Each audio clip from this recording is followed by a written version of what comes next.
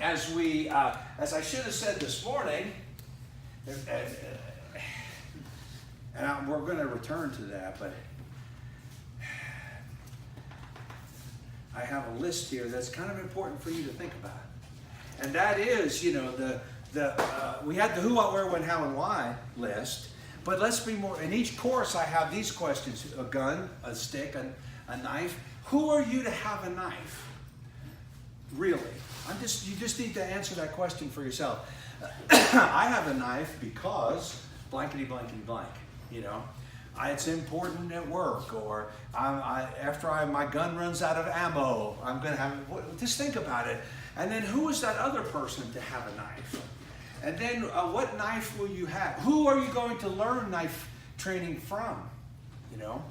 And that's important because, like I said, there are a lot of stupid systems, and the knife is such a forgiving weapon that you could do really stupid stuff and still win because of the power of the knife. Same thing with the gun. What knife are you going to use, and what that's appropriate for you? And so I guess I'll put that down in the how. Where are you going to carry your knife? Primary carry site, think the pockets and the belt line. Secondary carry site, think back up the pants, down in the boot, neck knife, etc. Third one is lunge and reach. Tertiary carry site's lunge and reach. When do you really think you're going to need and use a knife? When do you really? And how many knives are you going to have? How will you use it? How will he use it? And for example, a lot of guys want to have 2, 3, 4 knives. If I arrest you with 2, 3, 4 knives, I'm just wondering what the hell whack job you are. But if I had, when I was working, I had, gun here, knife here. When I was off duty, I didn't have my gun there. I had my folding knife in this pocket. But if I was on a fugitive task force or doing something very special, I would have 2 knives. I would have a lot of stuff because it's your mission. The mission. What is your mission? But and what knife are you going to carry? Please don't carry SEAL Team Throat Slit or 6 knife. Because if you use it, it will be used against you in court. And don't, pick a knife program named Jihad or something similar, because we will introduce that into court and you will be in trouble for it. And so that's why my knife course is just force necessary. Use your knife to save your life, as opposed to shivs and all kinds of stuff that, that is just bad name. It's a bad name for a knife for you.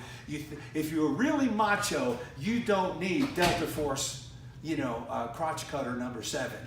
You probably just need, the people say, my friend used to say, this is the plumber's helper, the electrician's friend.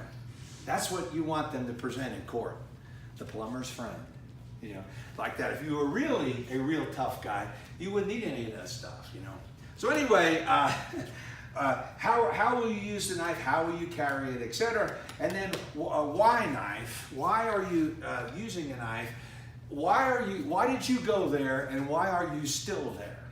If someone's standing in front of you with a knife, you better have a good reason to think you're going to be in a knife fight. And that's where we have training and orderly retreat and stuff like this. But like when James Bond was in Fort Knox and the atomic bomb was about to go, he had to fight Oddjob, try to turn off the bomb, save his life. Otherwise, he should just get the hell out of there. Well, of course, you have to save all the gold in America, so maybe you had to stay. But anyway, why? Why are you there? And that's an important thing. Sometimes you have to stay. It's a good reason. So you can ask these same questions about a stick. Who are you to have a stick, an expendable baton? If so, which one will you carry? Where will you carry it? Where will you think you're going to use it? Who, what, where, when, how, and why? Many, many questions, many, many answers that you have a responsibility, to answer. So